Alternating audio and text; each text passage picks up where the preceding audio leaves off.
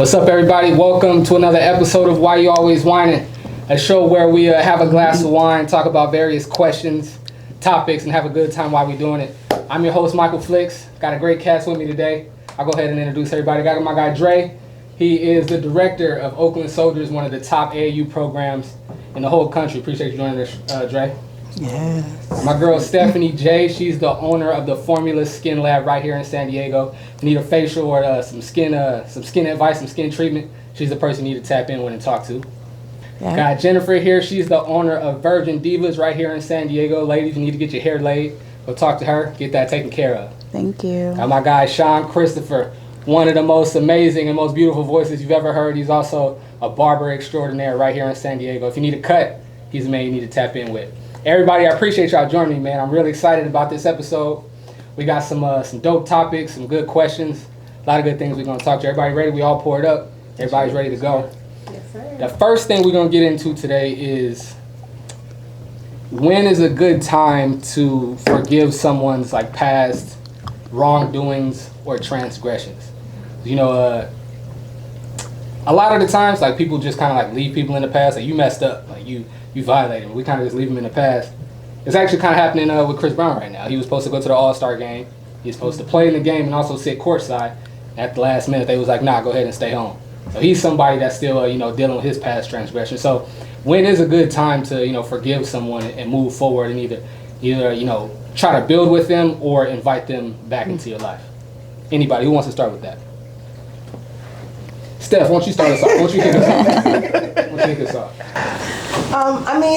I think that it really depends on the actions of the person. Some things can be forgiven and some things shouldn't be forgiven. But I do think that in this situation of someone doing something as a teenager, perhaps, and they're now an adult and they've changed their actions, I think that they can be forgiven. But, someone who maybe is sexually abusing children, I'm not sure that that's someone that you would necessarily want to forgive and have back in your life. I do think that it's possible to forgive people for yourself so that you're not walking around with pent up aggression, but I don't necessarily think that you have to allow them in your life. I agree with that. And see, this is kind of a loaded question and situation for me. I've always struggled with forgiving people. To this day, I struggle with it, admittedly. But to that point, I talked to my mom about this often because she's big on praying and forgiving people and all of that, which we all should be. He's still working on me. I'm a work in progress.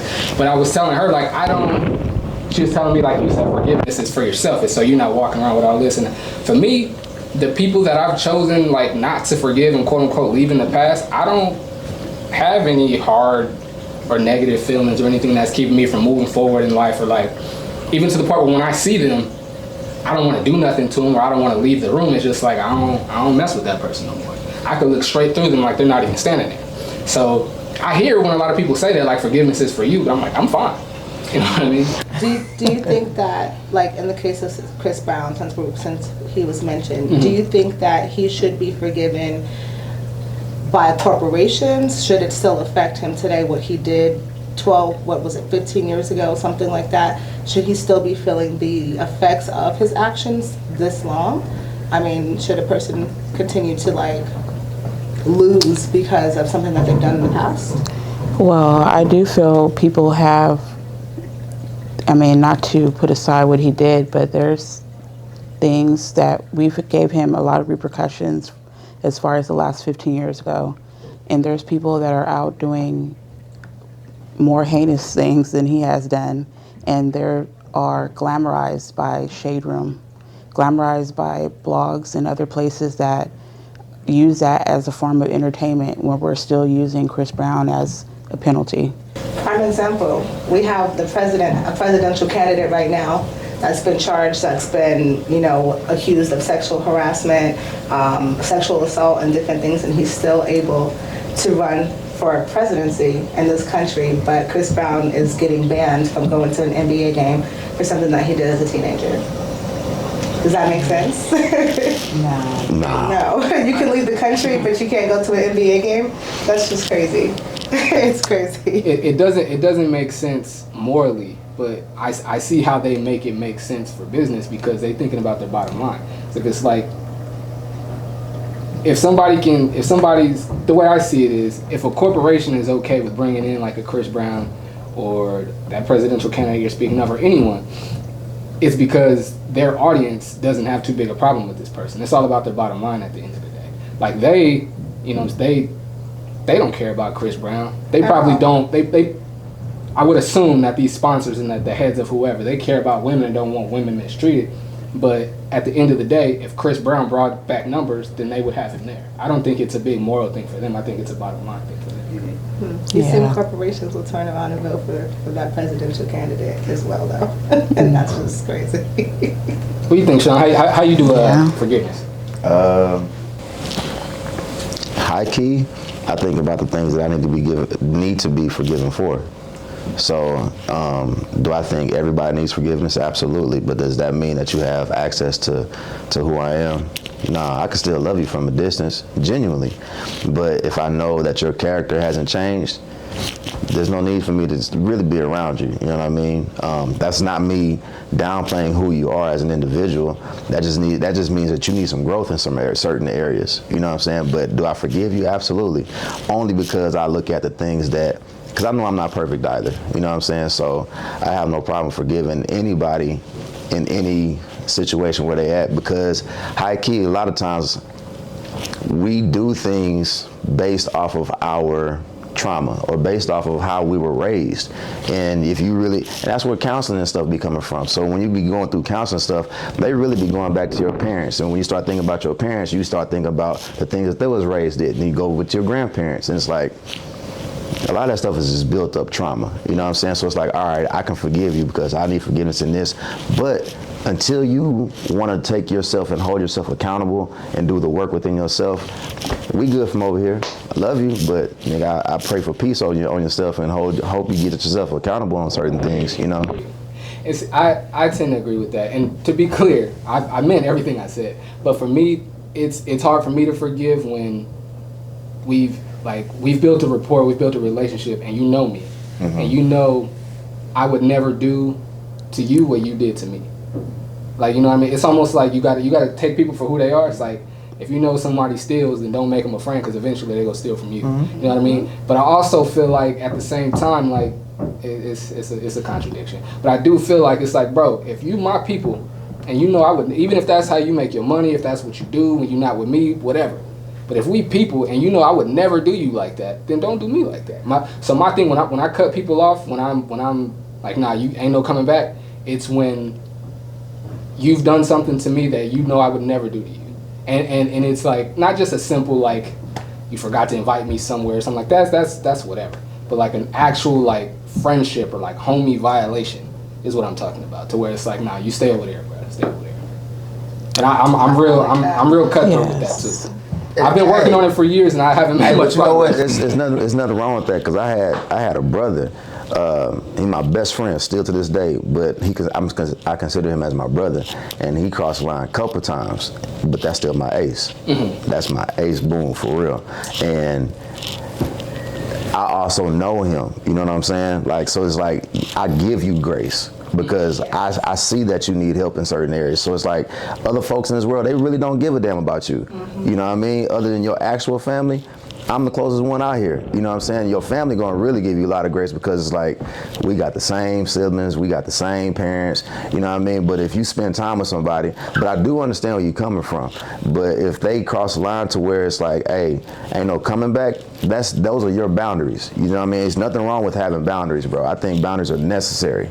You know what I mean? So if those are your boundaries, then they're your boundaries. You gotta stand on your own boundaries. Because if you don't, folks gonna violate you every single time. Sure. Right. Yeah, stand on business. I feel like just to piggyback on what she was saying, like, I just think it depends on the situation. Some things can't be forgiven, you know, because I think about, like, for my, you know, example, I know I was vulnerable on the last show, talking about how when I was younger, my older cousin, he sexually abused me when I was younger. So, like, you know, growing up, it was just this built up hate to where that hate turned into a bigger trauma, to where I started to, like, overly sexualize women, where I just wanted to be with a bunch of women just to, like, prove to myself I wasn't gay, or everything that he did to me just wasn't you know, something. So like, he eventually passed away, I want to say 2 years ago. And to this day, I still don't feel no way about it. Like, I didn't cry, I didn't, you know, didn't feel like, I felt like, all right, so what? And to this day, I still feel that way. And I know in my heart, like, that's not how I'm supposed to feel. Like, the moral thing, that, you know, the right thing that, you know, we say we're supposed to do is forgive. You know, the Bible says forgive. But for me, going through that and then how it affected me throughout my years, all the way into my adult years, like, I can't forgive you. I can't look at it and be like, okay, like, yeah, you get a pass. I can't.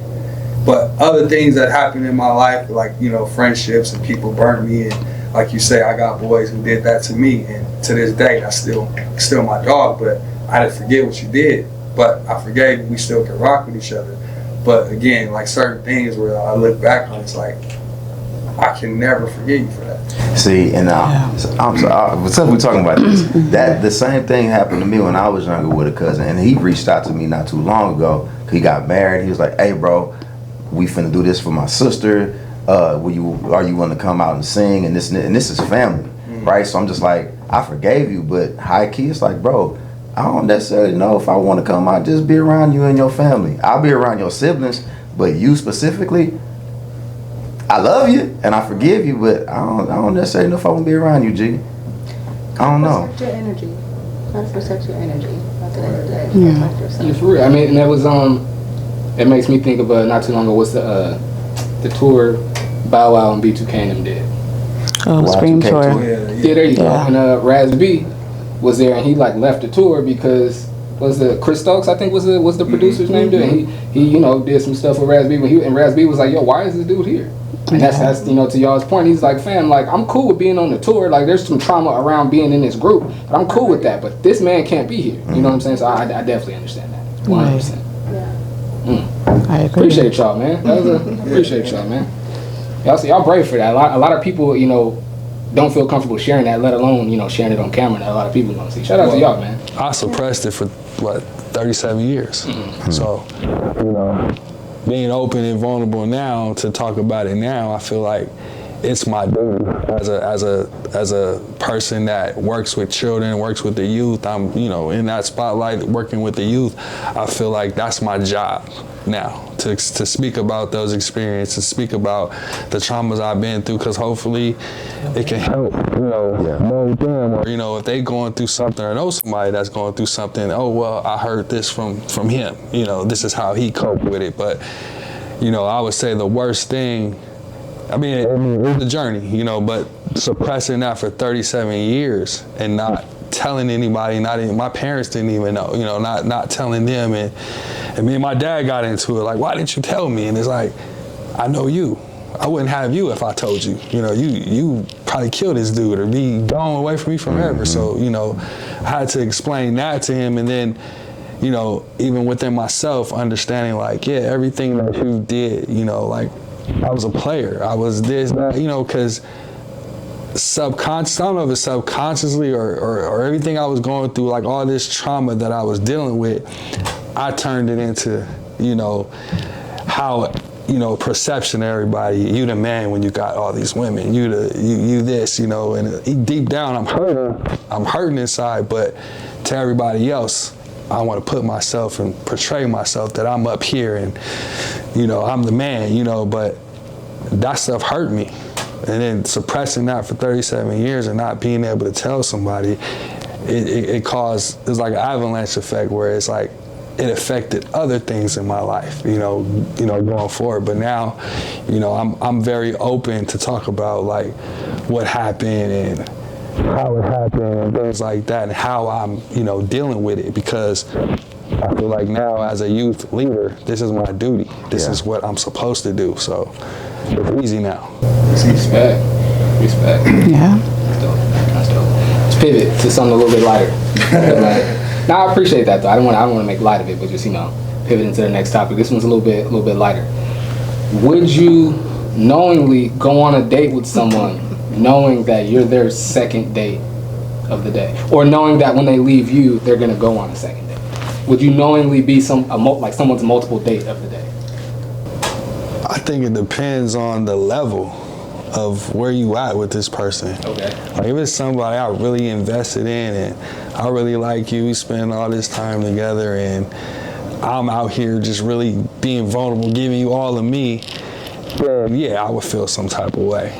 But if it's somebody I just met, we just having fun, we on a date, and she openly said, hey, I got a date after this, I respect that. I respect it. I agree. It kind of depends on what level you're already starting at when you hear about knowing that you're the second date.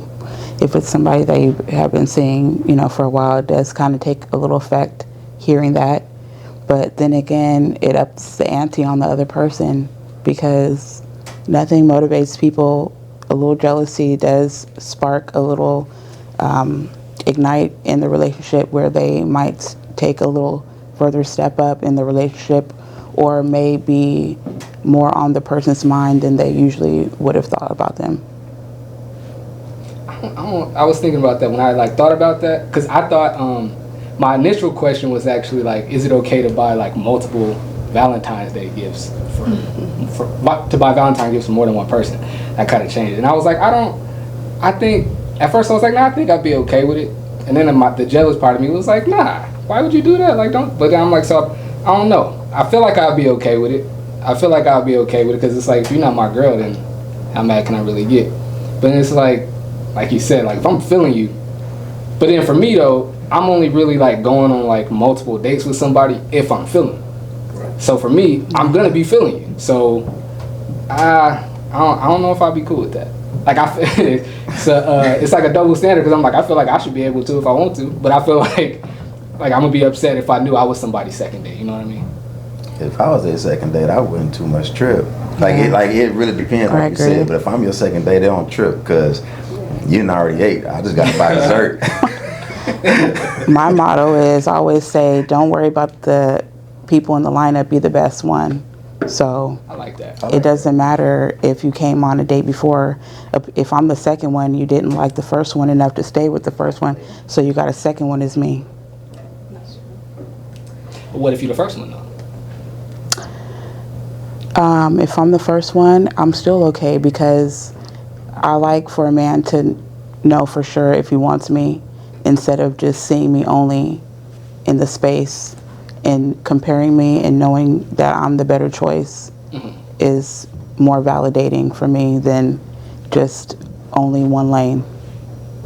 Okay. Yeah. That makes sense. What about you, Steph? I knew your answer to this was gonna be funny. As a person that does go on multiple dates within a day, or has done, so I don't have a problem with it.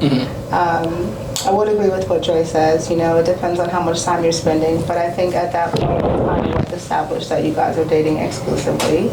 But if it's the first couple of months and you are going on another date, that's fine. I do kind of always question the energy behind letting me know because sometimes people use that to kind of manipulate the situation. It just depends. If you say, hey, I'm dating, multiple people, that's fine. But then someone might try to intentionally hurt your feelings and make you jealous or things like that. I've been in situations where I've dealt with love bombing and things like that. So I kind of, why are you telling me? So I just want to kind of check the energy on that. But I've gone on multiple dates. Okay, so let me hit you with a hypothetical. You're out on a date with a guy, and y'all wrapping up, y'all putting your jackets on, finna walk to the car, right? Or y'all walking to the car. Oh, okay, what you got going on the rest of the day? It's 6 o'clock. You're like, oh, what you got going on the rest of the day? He's like, well, actually, I'm going on another date. And that's how you found out. You okay with that? Yeah, I'd be fine with that. Okay. Interesting. I didn't think you guys are y'all a little bit, more mature. I didn't think the women would be. I didn't think y'all would be cool with that. Honestly, I had a feeling you might. I never met you before, so I wasn't sure. No. I think it's a matter of level too. We're looking at two bosses, right? So I think that's the be working. Yeah, that's the level of That makes sense. I don't. When That makes women sense. probably get a little upset when they don't have things to fill their time or options You might need a wider options or spectrum of things to people fill ask their this question time. Yeah, fill their time with. It's more like a focus. instead of other things that could establish you as a person that'll make you more desirable to that person. Instead of wondering about how that person's date was, they might be wondering if you're thinking about them because you're so busy. So I just know you hear so much from, I was about to say from women, but you hear it from men sometimes. So it's like, oh, you wasted my time. If I knew this and I could have, you know what I mean? So I was looking at it from that lens. It's like, because most people, once you get to a certain age and a certain maturity, you're not just dating a date. Like, you're trying to build, you're trying to work towards something, you know what I mean? And so that's where communication comes in. Exactly. And vetting, especially for women, about the wasting my time, because women waste their own time too by not asking the right questions to men to get the right answers in enough time where they could choose another option. We get that. That's vetting. Sure is. Cheers to vetting. Cheers. I need a little more wine. Did I say it right, friend? That's right. Ask the right questions. You know, men do get a lot of blame, like, oh, if I would have known, you lied to me. And, you know, everyone lies by omission, maybe men a little bit more, because who wants to tell the downfall of things? But it's up to women, too, if that's their deal breaker, to ask the right questions in amount of time where you're not attached or make exceptions for your partner because you didn't ask. Yeah. All right, now let's, speaking of communication and, you know, having the right conversations, would, I guess you wouldn't have that conversation because that's like thinking that it's going to end eventually. I'm thinking about our topic of, are you okay with like your women, would you keep your ex-husband's last name? And for the guys here, would you be okay with your ex-wife keeping your last name and moving forward and like starting businesses and having a stage name potentially and then all this stuff with your last name and y'all not together anymore? It would depend for me. If I were like a celebrity wife and I had this name and I built, you know, businesses and companies on that, then I probably would consider that and maybe do the hyphenate. Was it Kris Jenner? Does she kind of do that? I'm not sure. I always knew her as a Jenner. But for me in my regular everyday life, No, it's the Kardashian. Once I cut ties with you, I would completely just want to be done. I wouldn't want to keep your last name. You know, I've always been the type of person when I break up with anyone, like I want it to be cordial. You know, I'm not trying to take anything that's not mine. I'm not trying to keep anything of yours. You can have it. You know, I'm going to start fresh, so I would do the same thing with my last name. There you go. What are you thinking over there, Dre? I really wouldn't care, to be honest. Like, Really? like, yeah, I mean, you shared something with that person, whether it be your ex. I'm thinking on the ex-wife, you know, side of it. We're not together. It's my last name. You carried that last name forever. How long? But I don't think it would affect me. It wouldn't make a difference to me. Because I'm not with you. If you want to carry the name, that's on you. But I'm not involved with you. I'm not dealing with you. That's something you got to think about. Now, what if your new lady brought that to you and was like, why is this happening? But that's going against something I can't control. So if my new lady came to me and say, why she got your last name, I don't think I'm going to be the type to be like, hey, go to my ex and really bang on her about changing her last name. Like, that's really something I can't control if she want to do it or not. Like, I don't have control over that. So, like, what am I going to do to her? What would you like, though? Well, if my lady and like you know she's really serious about that, I would have a conversation. But if she chooses to keep the last name, what more can I do? Right. You know, I'm not finna stress myself out, go overly aggressive, and do all this crazy wild stuff for her to change her name. That's really on her. Like, everybody gonna know we're not together, so that's on you to carry the name. Hey. I think last names hold a lot of lineage and, you know, history for families that have built strong last name or created corporations and foundations under that last name. And if I was separated or divorced from this person for a certain amount of time, you know, and going through the process of getting it changed, I would have to respect the person's family to be able to disconnect. But it also plays a different part when you have children. with the same last name as well. So seeing the divorce and you're changing your last name and the child doesn't change theirs, it could create a conversation for the child and the parent of why the last names, and just creating a story to have to tell the child about the lineage of the last name, the history. Yeah. That's what I was thinking about. The Children. How you feeling, Sean? I agree with D. Keep it honest, man. I don't think it'll bother me at all. Like, I'm in my 40s now, still single, no kids, and I've come across women who still had their previous, married last names. All right, cool, that's just his last name. Because if we go forward, you end up having mine. So no biggie. You had your daddy's earlier. Okay, now what if she wanted to hyphenate and keep her old dude's last name? And That's out. That's out of there. That's out. That's out of there. That's out. Yeah, that's out of there. That's almost like asking the question, would you take your wife's last name?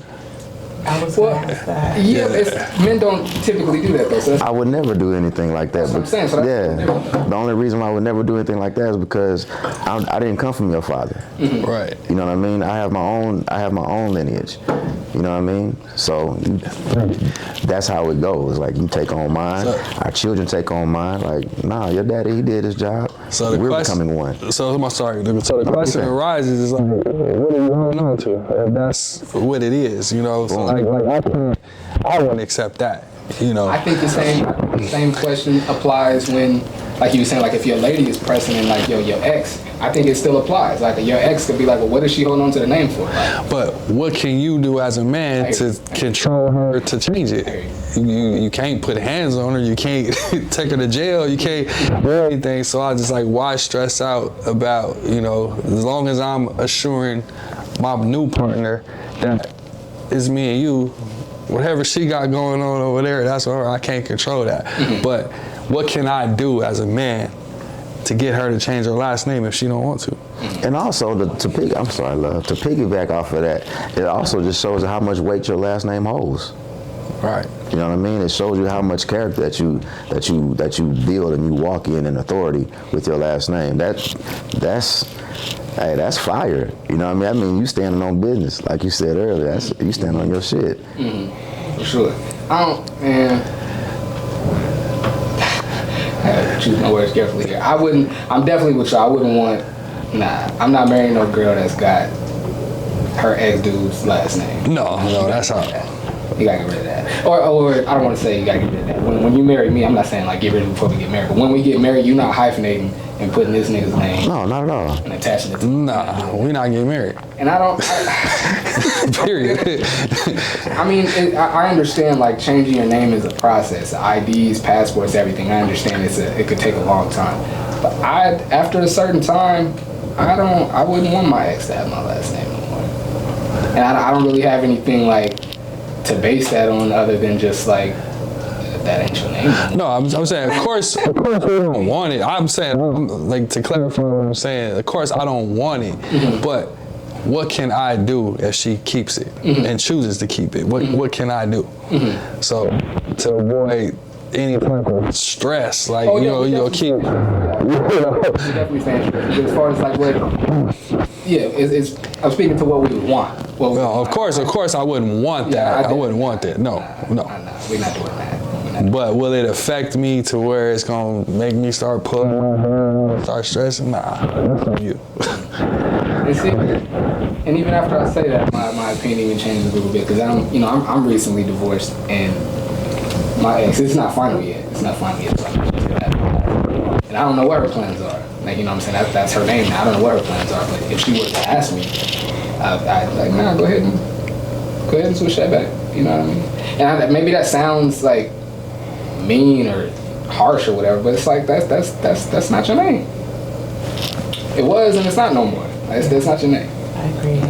That's kind of what I was saying. You gotta respect the lineage name.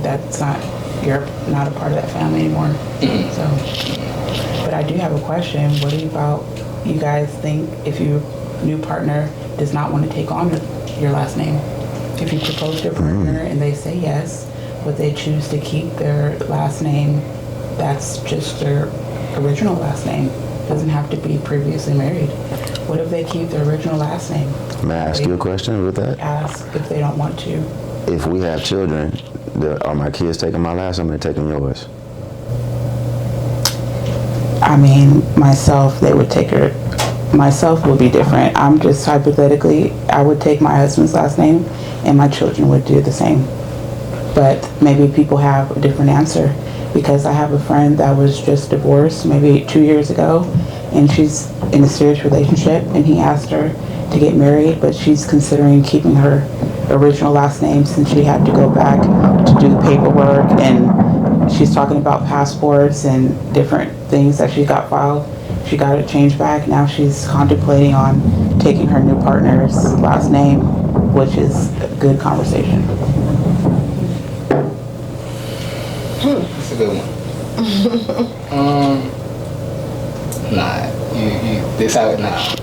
You raggle with me now. You gotta take my name. I mean, you have to. I would prefer. Nah. You gotta take my name. Like you said in the beginning, unless it's like, you know, it's your stage name, and it's like you gotta. But I even feel like even when that conversation comes up, I even feel like you can keep your stage name on all. You know what I'm saying? But as far as like this license, this marriage license, why can't my last name be there? Why not? Hyphenate. Keep your last name, hyphenate. Yeah. That I would be cool with. If you want to keep your maiden name and hyphenate, before I was like, nah, just take my name. I think now I'd be cool with that, but definitely not the old dude's name. But if it like you got a stage name, or like you built a business and this is how the world knows you, the city knows you, or whatever, yeah, we could probably hyphenate. We could hyphenate. I definitely want my name on there. You're not finna just say you. Mine now. I mean, I guess it's a little different, but it's like, I was about to compare like the last name to like a guy wearing a ring, but it's different. It's different. Way different, because women only have to do that. Men could wear rings and women could wear rings, but only women have to change their last name. It's different. It's definitely different. Definitely different. Nah, you gotta take my name though. You gotta take I'm my gonna name. change my last name. God. Well, do you want your ring back? What is that? I said, you want your ring back? Oh no, that's corny. Oh, That's corny. That is. Hey, there's some folks that be tripping about It's a fair that. question, but I think any dude that asks for the ring back, that's corny. You're not over it. You're better. Yeah, it's like or cheap. That right there. It's like you gave it to her for a reason, and that reason is not. Yeah, but what if they give it to the next woman? Same ring. Because people do that. That's corny too. No, I can't do nothing like that. Corny too. No. I mean, I guess if it's like a family heirloom, that's different. That's different. Yes. That's different. But nah, if it's a ring that ain't got no attachment to your family, you went to the store and picked something out specifically for this girl, now you finna take it back. Like at the end of the day, it was a gift. Like you don't take a gift. Facts. Right. I feel it. Right. You don't take a gift back. That's cool. Great question. Great question. That was a good one. Like that. Yeah. She gotta get my name, man. She gotta get. And I had that. It's funny. My dad is. How's my dad now? Anyway, I was talking. I couldn't think. He was born in '62. I couldn't think of it right off top. But like I was talking to my dad. He was like, nah. But like you know what I'm saying. The older they get, it's obviously more old school with how they feel about things. My dad was like, absolutely. Like not keeping no hyphenated name. She taking my name. Like all of that. I feel like most older dudes will feel that way too. Right. Is there an appropriate age to tell a child that their parent doesn't love or care for them? Take it back deep real quick. Ooh. Yeah, I'm thinking. I don't think that a parent has a right to ever tell their child that the other parent doesn't care for them or doesn't love them. I think that sometimes there's complications between two adults that can't communicate, and sometimes for whatever reason they're just not involved. But that doesn't mean that the other parent doesn't love them. I've heard situations of parents, children growing up thinking that their other parent just didn't love them, and then they reconnected and they had a very strong relationship afterwards. So I think that that's something that a child will be able to figure out and determine as they mature. And it's just by their interaction, and if they do reach out and they connect when they're adults, then I think that they'll be able to see if that parent loves them or not. But I don't think it's one person, I don't think that's fair to the child for the other person to say that if the parent loves them or not. Yeah, I agree with that. I feel like, you know, at an early age, you know, of course you're not going to explain that to a little baby or, you know, a little toddler or things like that. But I think as you grow older as a child, you start to see stuff for yourself. You start to see it for yourself. Like, your deadbeat dad, oh, he ain't solid. Mom ain't got to tell you that. You see it for yourself. So I think, you know, when they say the truth always comes to the light, you know what I mean? Just don't ever I don't believe in bad mouthing a parent or talking down on a parent to a child, because at the end of the day, that's their parent, you know. And it's different. Like I said, if they some other level of, you know, beating the kid, or, you know, they gotta escape to get away and, you know, they can't be around this person, that's a different scenario. But even then, a child can see for themselves, or if they're old enough to understand, like, oh, this dude, you know, he's abusive or he's crazy, you know. A parent don't have to say that. They're gonna see it for themselves. So I don't think it's ever a right age to talk a parent, because I've seen situations even with my own homies, like, they were deadbeat dads, but then whatever trauma they went through, they grew out of that. And now they're like the best dads that, you know, that are out there, you know. But, you know, I just think that a kid will see it for themselves and don't need the cosign from the parent to say, hey, daddy ain't shit, you know, or this, you know. But, you know, I think they'll just see it for themselves. I can say that personally because I've been through that myself. And, you know, my father, he was around whenever he wanted to show up. And my mom would tell me all the time, say things. She still does, you know. And I feel like I used to tell myself a lot of times, well, it's probably because of you that he doesn't want to be around, because my mom would be harassing that man, you know. But then as I got older, I actually looked for him. I paid for a service. I found him. Good for you. Thank you. I messaged him. We had some conversations. And then after a while, he just stopped communicating. So then I was able to see for myself. But thankfully, I have my brother's father who raised me. How old were you at the time, if you don't mind me asking? What? When you found your dad? It's probably about maybe 6 years ago. Okay. Yeah, and I have 2 older brothers on his side, and I know them. And before when you found him, how long had it been since you heard from him? Since I was 13. Wow. And he was living in my state, in my city, and then he moved back to where he's from to take care of his mom. I asked if I could go. He said no, I wouldn't like it. And that's the last time I heard from him. So I have my 2 older brothers on his side that lived across the street. They were an extension of him. But, you know, it's something that my mom didn't have to tell me. And to this day, I still don't want to hear from her. I just don't.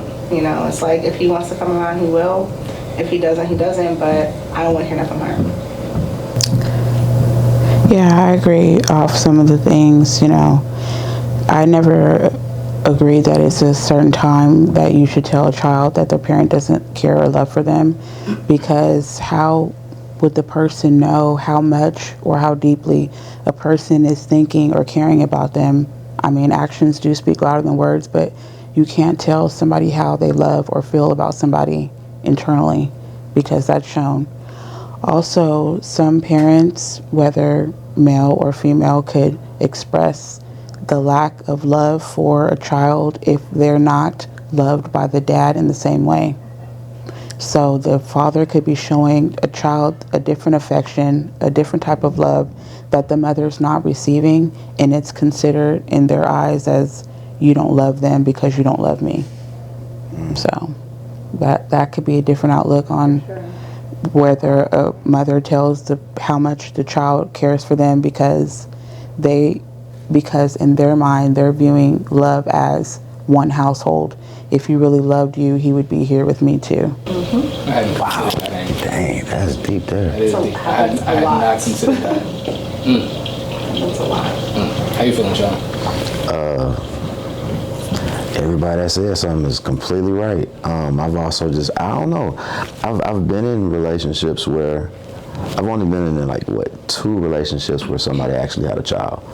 And I think this one of them, they would kind of talk down on the dad, but I also kind of knew the backstory on the father.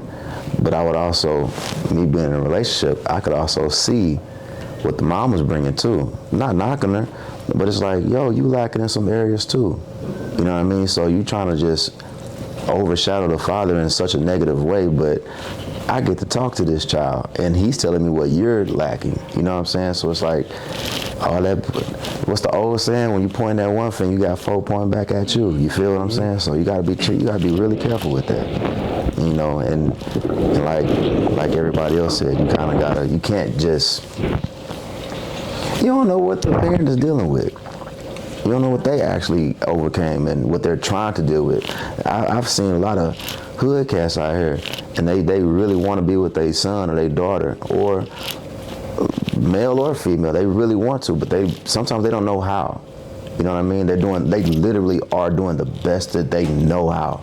You know what I mean? But they have to overcome certain personal things overcoming certain things in your own life is scary, because you have to deal with some bull crap that you have to deal with from a childhood state of mind, you know what I mean, childhood point. And some people don't want to deal with that. Growth hurts, bro. Growth fucking hurts. But if you actually go through it, and especially when you bring in another life into the world and it's half of you, you have to go through it. You should, at least. Right. You know, you ain't got to do nothing, but you should. I agree with that. If you come from emotionally unintelligent environments, you know, you tend to go with that. You know, like I said, I know people that grew up in that environment where their parents were. So like, you pick up what you was taught and you was raised, and you spill that onto your seed. So I can agree with that. You know, it's just a matter of doing the work and, you know, growing through that. But at the same time, you would want to allow a parent that opportunity to grow, and then, like I said, the child to see for themselves, like, okay, he's not what my mom said he is, or, you know, vice versa, what my dad said, you know, she is. But again, it goes back to, a child is gonna know. They're gonna know. And they gonna know what it feels like to have that care, that love, and, you know, so again, back to my answer, I don't think it's ever an appropriate age to tell a kid. What if, and again, it's probably speaking out of turn, because this is a playing field I'm not familiar with. I was blessed to grow up in a 2-parent household. My parents are still married to this day, and they're like goofy kind of in love, so they still make Google eyes at each other and go on dates and stuff. So, you know what I mean? So I've never had a chance to, you know what I mean? But I feel like, and correct me if I'm wrong, I feel like it is and it should be okay to, after a while, if one parent has shown that they're not gonna do what they're supposed to do, I think it's okay for the present parent to imply it, not outright say it, but imply it. Because I feel like it's unfair to a mom or a dad that's the full-time parent, the single parent that doesn't have help from the person that helped them make these children or make this child. And this kid or these children keep asking, like, where's mom, where's dad? And you hold it down because you don't want to badmouth the other parent, you know what I'm saying? You don't want to sully your kids, but you've been answering these questions and trying to hold it down for 3 years now. I feel like it's okay for the parent to, hey, check this out. Your dad know where you live, he know where your school is, he know exactly when basketball practice is. I've told him all this stuff, he can show up if he'd like to. You know what I mean? I'm not at like 9 or like 8, but I feel like once they're like 12, 13, I feel like it's okay for a parent to start saying things like that, or like making those types of implications, because I feel like it's unfair on their end. But at the same time, it's not about the parent, it's still about this kid and their feelings, you know what I mean? Well, y'all correct me if I'm wrong. Nah, I'm sorry, y'all. The only reason I'm jumping on this because I just came back from Texas, right? I'm the youngest out of 10. We had it's 8 boys and 2 girls. I asked my mother, we have 2 sisters, so my sister I actually live with, we got the same mother, same father. My other sister, Brandy, right? We found her, we always knew about her, but we found her 2 days after my dad's funeral, right? She reached out, she found us, all the siblings went to her house in Dallas, and I asked my mom last week, I was like, yo, did did her mom know about us? Like, did she know where our dad was? Because our dad would always say, she know where I'm at. And that would always stick with me. So to answer that, I kind of feel like it's kind of on the dad, but it's also on the, I can't really say it's on the kids. And there's no knock on the mama, but I don't know, G. I have no clue. I don't even know why I just started talking. I have no clue. Cause he knew where she was at, and she knew where he was at. But ain't nobody make the first step. Well, in my opinion, it's the parent's job. It's the parent. Like, you're supposed to be there for them. They're not supposed to be there for you. So I feel like it's the parent's job. But just like Dre was saying, some people are emotionally unintelligent. They haven't broken generational curses. Like Sean said, some people haven't done the work. Is it the kid's job to understand that about their parent, though? It's not, but it's also not the parent's job, I feel like, to tell the child that the parent doesn't care about them. I mean, by the age of 12 or 13, kids start knowing. Kids start seeing things. But that's why I said if they're still asking these questions, like, yeah, you could say like they know, but if this kid is still asking, like, how come dad don't ever come to my games? How come he never at my birthday? Like, how come he don't ever pick me up from school? And then they've been asking these questions for 3 years now. Well, I agree with you with what you said. Like, well, he knows or she knows where you are, things like that. But to say that parent doesn't love them, I don't think that a parent should do that. I think the honesty part, if a kid is asking, where's my dad, where's my mom, I think you still keep that honesty of, I reached out to him. I told her, I told him, but again, you reiterating to that child, hey, I reached out, he didn't say nothing back, I told him, but you're not bashing him. But now you're telling that kid that you gave him the information. That's so now that kid is now seeing for himself, like, or herself, that, hey, they're just not really rocking with me. They're not messing with me. But I don't think it's right for a parent to be like, your mama, your daddy ain't shit. Going that route, I don't think anybody should come right out and be like, your mom does not care. Like, I don't think anybody should do that. But I do think if, like I have my kids are with me full time. They see their mom all the time, like random weeks, every other weekend, they see their mom all the time. But hypothetically, let's say since we've been split, they haven't seen their mom in 2 years. And my kids are asking, like, where's mom? Like, how come we don't ever see mom? And I've been holding it down because that's what I would do. I would never want my kids to feel a way about their mom. And to be clear, my ex is an amazing mother. She loves her kids very much.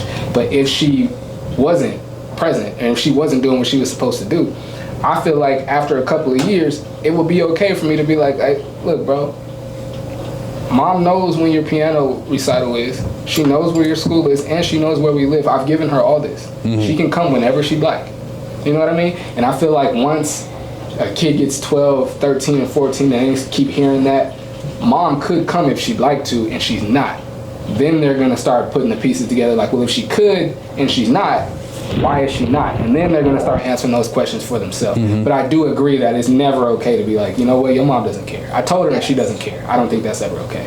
But like I said, I do think it's okay to like kind of imply it by saying, I've given all the avenues, they're not taking. I have a question. Okay. Would you cover for the parent? I think initially, yes. I think even if I knew that they were not showing up to go party or do whatever they want, I think initially I would. But even at the age of 13, when they can make a decision for themselves. No, not at that age. No. Like if we split at 11, 12, like we split and my kids are teenagers already. I'm not covered. No, I wouldn't do that. I think it's a fine line of telling the truth and protecting your child's feelings, because once the child creates illusion of hate or illusion of not having love from a person that birthed them, they go into the society different. So it is better to leave the wonder of illusion of love a mystery than to outright tell somebody, which you can't jump into their soul and say how they feel. Even if they don't have the tools and they're trying, that's the best they can do, but they do still love their child. But you can't jump in to say someone doesn't love. It's a fine line, because people do walk into society different, knowing their father or mother doesn't care for them. It's it's almost rather leave people in the illusion that maybe one day, and it's kind of sad, the idea of the child that's waiting for their father to come, you know, and the mother telling the child maybe he will come, versus that still gives a lingering of hope, because hope and love is connected. So once you bust the hope bubble, the love bubble is affected by that. And that's in a lot of things, a lot of bubbles. Hope, when you bust the hope bubble, love is connected with it. So Well said. Yeah. It's a really sad thing to see, man. I have a former friend of mine who grew up in and granted he wasn't in a situation where like he had both parents and then one left. Like he grew up in the foster care system, and he never had a solid relationship with either one of his parents. He started trying to develop one with each of them, you know. He started trying to develop one with his mom when he was like 13 or 14. And it like would fizzle and come back and fizzle and come back. And he never really had a solid relationship with his dad. And I just watched like the way he interacts with women. He never really lets anyone too close. Even the people that he does let in, and he considers them like, this my bro, this my family. He doesn't really like. He doesn't really know how to love them properly. You know what I mean? It's really unfortunate to see, and I feel like, just because I've known him since I was a kid, I knew him when he was going through the foster care system. It's really unfortunate to see someone that was like not properly loved or loved at all by their parents to then go into the world. Like he's never had a relationship with a woman past like maybe like 5 years or so. Like he's got like me and him were super solid. He's like really like violated me in some ways that it's like bro, like friends don't treat each other that way. And we're not cool or close anymore, but I know like a lot of the way he interacts and the way he deals with people comes from his upbringing, and not really like, I mean, his foster mom was amazing. She lived right down the street. She was an amazing woman. Over the time we lived near, she probably had like over 20 foster kids in and out of her house, and she really helped a lot of them. But that's not his mom though, you know what I mean? And he called her granny and he called her grandma and all that, but that's not his mom. That's not the person who birthed him, and it's not his dad, you know what I mean? So it's really unfortunate, man. It's really unfortunate. It sucks to see, honestly. Yeah. that's why you don't tell your children you don't love them. I hear. I agree. For the record, I agree. I do agree with that. I heard something earlier today. It said some folks are meant to love and not to be loved. And that's a hard pill to swallow. That's deep. I think everyone's meant to be loved. If you got your love from the correct person, from the correct one, then yeah. Okay. But when you got that solidified, some folks are just meant to show love to everybody, but it's kind of tough to receive love from everybody. Or, you know what I mean? I agree. I say some people are healers. When people are nurturers, they make the world go round. Yeah.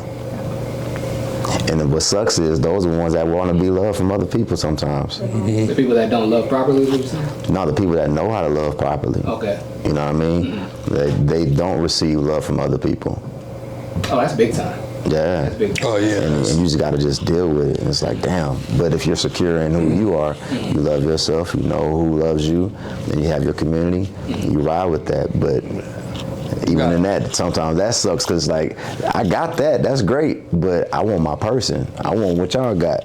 Or even if it's not, I agree, but even if it's not like having your person, and I see you, Dre, we're gonna get to it, and even if it's not having your person, it's like, I'm the person that gives all this love, and I'm the person that checks on everybody. Like who's loving me, who's checking on me, who's there for me. I actually like wonder and worry about that with you, bro, because I see you everywhere you go. You're such a light and such like a beacon everywhere you go. That's why I said it, bro. I figured. High key. Shedding a light on other people and giving love and holding other people down. I'll be like, who's checking on Sean? To be honest, I had to get that from the people that's close to me, and they was like, bro, you have to see who actually loves you.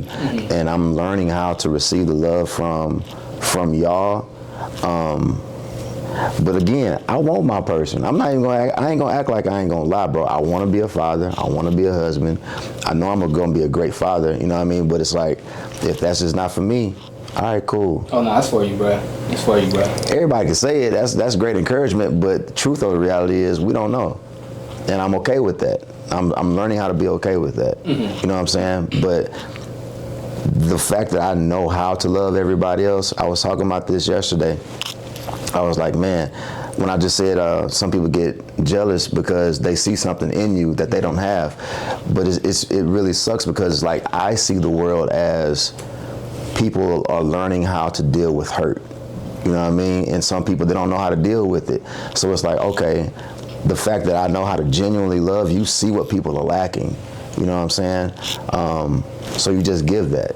And you got to be okay with not getting it back sometimes. How do you deal with that? Have these conversations. And then like having conversations with different type of people and hearing their perspectives. I never take people's perspectives to where it's like, all right, that's not for me. Nah, I take that for me, and this is free counseling for me. Yeah. Straight up. See, on my journey it was different. I mean, I was a person that got so much love, and knowing deep down I didn't deserve none of it. I didn't deserve the type of love that people gave me because I didn't exude that back. And now, like, I'm 46 years old now, so at 46, understanding now, to be loved, you gotta be loved. So if I'm loved, I'm gonna be loved. But growing up and as a person that just had everything was given to me. Everything was just easy. Everything was, and then I would think back like, I don't deserve you. You know, I don't deserve the type of love you're giving me because I know what I'm out here doing and who I am, you know, at this moment. Now, were you the type, because you felt like you didn't deserve it, were you the type to sabotage? I would say I've done it. I've sabotaged purposely because at times where it was like, no, I'm not like, because I start to find myself falling for this person, but knowing that, hey, I'm not doing to this person. This person don't deserve what I'm out here doing for this person. So yeah, I've done that before where I purposely sabotaged it because I did care about that person. And then how did you feel afterwards? For a short time, it was just like on to the next. But that was me not dealing with my internal trauma, my internal hurt. And like I said, now understanding now at 46, you gotta love to be loved. And I never, you know, like I was speaking on, and I don't want to down talk my parents and things like that, but I was that guy that grew up with emotionally unintelligent parents. You know, they just rolled with the day to day, even though they were together for so many years. But my dad was a player. My dad used to take me to his side chick's house and be my mama. You know, I grew up with that. And growing up in an environment where all the men that I looked up to were all players, were all cheaters, were all, you know, that. So that's how I grew up, and that's how it was looked at to me. It's like, you the man if you have all that. So again, you know, I was given all this love and received all this love for as far as I can remember. But growing up and thinking like, I don't deserve this, but I still got that love. But, you know, to answer your question, like, yeah, I've done that before to where I cared about this person that much where I'm like, if I can't fix me, I can't drag this person along with me who don't deserve my bullshit, you know. So that's what it was for so many years. And like I said, you know, now I'm getting older and starting to understand. And I think, you know, it goes back to just vulnerability, being vulnerable to open up to talk to people, because I never was able to talk to people and tell people how I actually felt. You know, there's a time where you can say, hey, man, how you feeling? And I'll just be like, I'm good. You know, because I don't know how to explain my hurt. I didn't know how to explain my emotion. You know, it was just hurt people. You know what I mean? And that's what it was. I was hurt and hurt people. That's what Trivia said. He was like, I didn't even deserve what? You said I didn't even deserve it. Did it this might be a silly question. What did it look like though? When you said like this person's holding you down and loving you and you not reciprocating, you don't deserve it. Did it look like that? Were you like, what am I trying to say? Did it look like were you behaving like you deserved this person, or were you? No. I mean, in their face. In their face, no. Because there's And that's where it became more so like serious, because I would start to look at this person like, what are you doing? Mm-hmm. Are you hurting? Are you experiencing some trauma? Because why are you dealing with this? You know, and then, you know, as a man, you know, like some men would just take advantage of that and know that, because like I said, I was that guy that, all right, I'm gonna do it anyway. I know she's still gonna stay with me, because that's what it always was. Mm-hmm. Mm-hmm. You know, you're like, yeah, you found out I cheated on you. Okay, what you gonna do? And then we good 2 days later, you know. So, do you feel like now you deserve it? Oh yes, most definitely.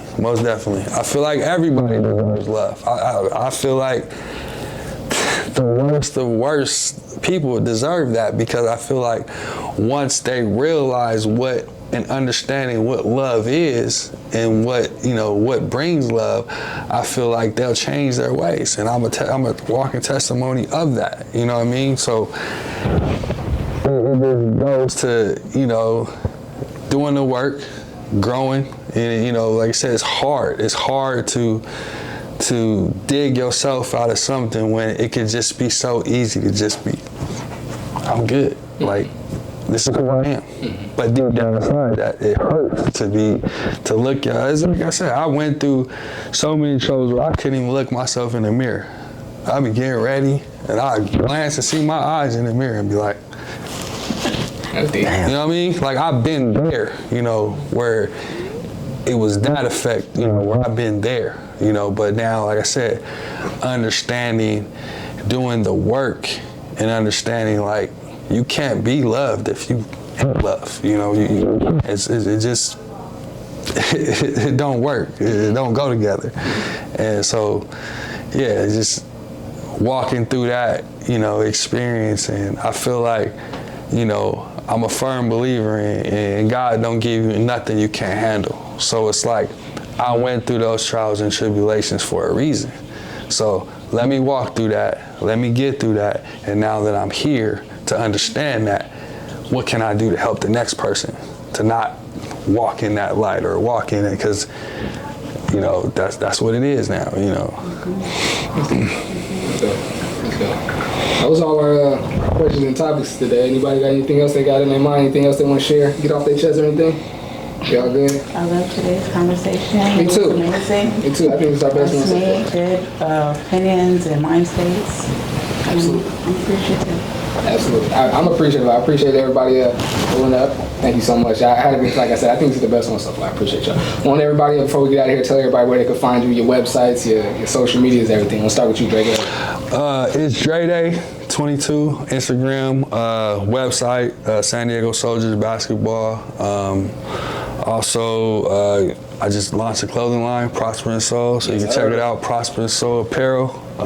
We're doing big things right now, so yeah. Y'all go see me in it. Y'all go see me on the other show. I already got a few episodes filmed with that stuff on. That's Stephanie J. You guys can find my spa at Formula Skin Lab SC on Instagram and TikTok, and my personal page, Blossom with Steph J, where I am working on being a travel influencer. So I've been seeing that. I don't have it for you. Thank you. That's dope. You can find me on Instagram and Facebook on Jen the Great, at Jen the Great, JENTHAGR8. GR8. You can find me as Sessions at the Shop, SESSIONS at 18DTHESHOP, or my personal page at Sean Chris the Barber, SHAWN, Sean Chris the Barber. What's up? Today's episode you can find on the Flix Media Network YouTube channel. I'm Michael Flix on Instagram and Facebook and everywhere else. Michael.Flix. Appreciate y'all, man. Till next time. Take care.